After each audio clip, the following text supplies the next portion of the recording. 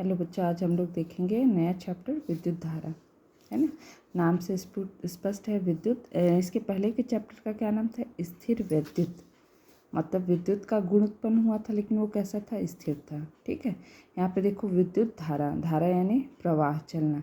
अब यहाँ पे विद्युत का क्या होना शुरू होगा? प्रवाह होना शुरू होगा। हमको पता है विद्युत किस रूप में प्रकट हुआ? आवेश। आवेश, यदि कोई वस्तु आवेशित हुई तब उसमें हमने कहा कि विद्युत का गुण आ गया। ठीक है। अब यदि विद्युत की धारा बहानी यानी आवेश का क्या होगा? प्रवाह शुरू होगा। ठीक है। वो कैसे होगा कि मान लो हमारे पास दो आवेशित चालक हैं। मान लो हमारे पास दो चालक हैं, है ना। अब दोनों चालकों को यदि हम सुचालक तार से जोड़ दें, सुचालक तार से जोड़ दे, तो अब क्या होगा? आवेशों का प्रवाह जो है वह शुरू हो जाएगा। आवेश के प्रवाह को, मतलब विद्युत धारा की दिशा को हमेशा धन आवेश के गमन की दिशा में दर्शाया जाता है। ठीक है। और विद्युत धारा को I से डिनोट किया जाता है। तो विद्युत धारा जो है वो प्रवाहित होनी शुरू हो जाएगी। ठीक है। तो क्या है भाई विद्युत धारा?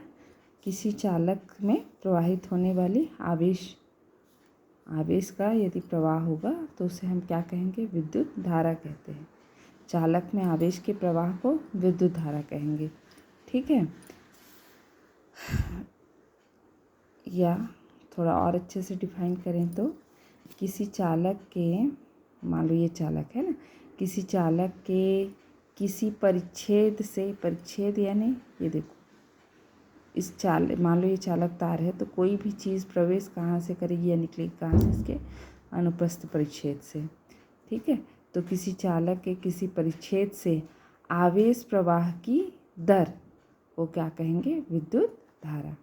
समय के सापेक्ष कितना आवेश का प्रवाह हुआ तो वो क्या कहलाएगा? विद्युत धारा। ठीक। किसी चालक के किसी परिच्छेद से आवेश प्रवाह की दर, एकांक समय में कितनी धारा आवेश का प्रवाह हुआ, उस दर को ही क्या कहते हैं? विद्युत धारा कहते हैं। अब यदि हम सूत्र रूप में लिखें तो क्या बोले हैं? दर हमेशा समय के सापेक्ष निकालते हैं, और किसका प्रवाह हो रहा है? आवेश का। तो I बराबर Q/T। ठीक। आवेश प्रवाह की दर को विद्युत धारा कहते हैं। ठीक है। अगर बात करें इसके मात्रक की, तो I बराबर Q का मात्रक, I का मात्रक निकालना है तो Q का मात्रक बटे T का मात्रक। Q का मात्रक कूलाम पर, T का मात्रक सेकंड, कूलाम पर सेकंड, या इसी को हम एम्पियर के नाम से भी जानते हैं। विद्युत धारा का मात्रक क्या है? एम्पियर है। इस सूत्र में यदि मान लो T = 1 सेकेंड है और Q = 1 कूलाम है, तो I = क्या हो जाएगा? 1 एम्पियर। तो 1 एम्पियर क्या है? किसी चालक के किसी परिच्छेद से, किसी चालक के किसी परिच्छेद से कितने सेकंड में? 1 सेकंड में। 1 सेकंड में कितने आवेश का प्रवाह हो रहा है? 1 कूलाम का, है ना। किसी चालक के किसी परिच्छेद में यदि 1 सेकंड में 1 कूलाम आवेश जो है वो प्रवाहित हो रहा है, तो उस चालक में धारा कितनी बहेगी? 1 एम्पियर बहेगी। ये 1 एम्पियर का क्या हुआ? एक तरह से 1 एम्पियर की परिभाषा हुई। अगर एम्पियर को परिभाषित करना है तो हम इस तरह से परिभाषित करेंगे। एम्पियर जो है वो बड़ा मात्रक होता है, इसलिए इसका मिली एम्पियर, माइक्रो एम्पियर, छोटे मात्रकों का भी उपयोग किया जाता है। ठीक है। मिली यानी 10⁻³ और माइक्रो यानी 10⁻6। मिली एम्पियर और माइक्रो एम्पियर। एम्पियर को किससे दर्शाएंगे? A से। ठीक है। इसी को हम यदि क्वांटम स्थिर विद्युत में हमने आवेशों का क्वांटीकरण पढ़ा ही हुआ है, तो यदि हम इसको क्वांटम रूप में लिखें, क्वांटीकरण करके, तो Q = मान लो NE, तो I = हम क्या लिख सकते हैं? NE/T। ठीक है। यदि कितने आवेश, N आवेश जो है वो प्रवाहित हो रहे होंगे। यहाँ पे E क्या है? इलेक्ट्रॉन का आवेश। ठीक है। आवेश के परिमाण को दिखा रहा है। कितना बह रहा है भाई? तो N बह रहा है।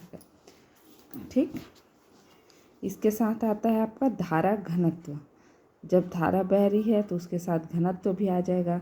जब आवेश बना तो आवेश के साथ घनत्व आया था, पृष्ठीय घनत्व, आयतन घनत्व और रैखिक घनत्व, है ना। तो वैसे ही धारा आया है तो धारा के साथ भी क्या आएगा, घनत्व। किससे दर्शाते हैं, जे से। ठीक है।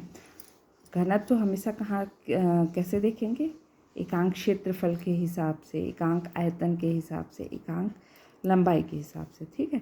तो यहाँ पे धारा को हम धारा घनत्व को हम एकांक क्षेत्रफल के हिसाब से लेंगे। ठीक है। तो किसी चालक के प्रति एकांक अनुप्रस्थ परिच्छेद, ये अनुप्रस्थ ये चालक हुआ, और ये चालक का लंबवत जो भाग दिख रहा है गोला, वही उसका क्या है, अनुप्रस्थ परिच्छेद, है ना। तो इसके एकांक अनुप्रस्थ परिच्छेद में बहने वाली विद्युत धारा को ही क्या कहेंगे, इस बिंदु का ना भाई, किसका घनत्व होगा, तो इस बिंदु का धारा घनत्व कहलाएगा। जिस बिंदु से, जिस अनुप्रस्थ परिच्छेद से जा रहा है उस अनुप्रस्थ परिच्छेद का ही घनत्व होगा।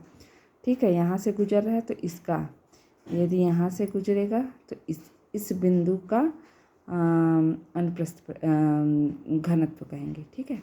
क्या है, फिर से देखो, किसी चालक के, है ना, प्रति एकांक अनुप्रस्थ परिच्छेद, प्रति एकांक अनुप्रस्थ परिच्छेद क्षेत्रफल से बहने वाली विद्युत धारा को क्या कहेंगे, उस बिंदु का धारा घनत्व कहते हैं। या शॉर्टकट में बोलोगे तो एकांक क्षेत्रफल में बहने वाली धारा, एकांक क्षेत्रफल में बहने वाली धारा, तो ये हो जाएगा एकांक क्षेत्रफल में बहने वाली धारा। तो J इज इक्वल टू क्या हो जाएगा, I/A। ठीक।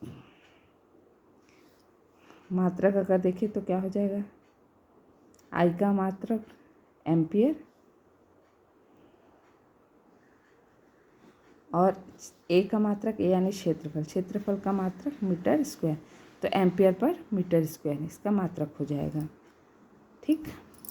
यदि I की वैल्यू पुट कर दो, क्योंकि हमने I इज इक्वल टू देखा है Q/T, तो J इज इक्वल टू क्या हो जाएगा, I की जगह हम लिख देंगे Q/T/A, या फिर इसको हम लिख सकते हैं Q/A/T।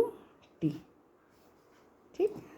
चाहे जैसा लिखो, ये सब क्या है। और कैसा लिख सकते हैं, J is equal to Q की वैल्यू क्वांटम वाले उससे रखें तो Q is equal to NeAT, ये। ठीक। तो ये सभी क्या है, धारा घनत्व का व्यंजक है।